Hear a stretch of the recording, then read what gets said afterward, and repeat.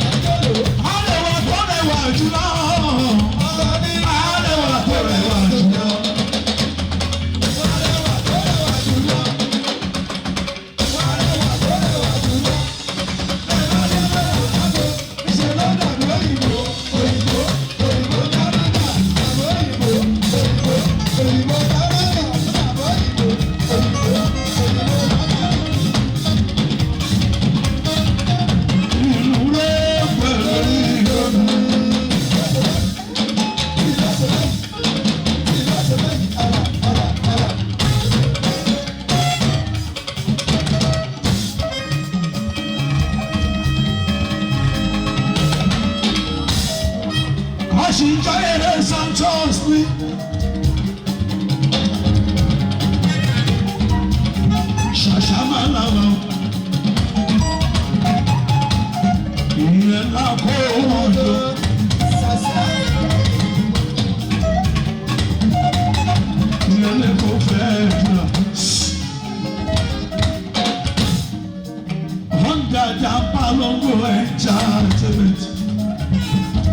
Africa Media Live TV. Kindly subscribe to our YouTube channel to get updated on the trending gist, latest news all over the world.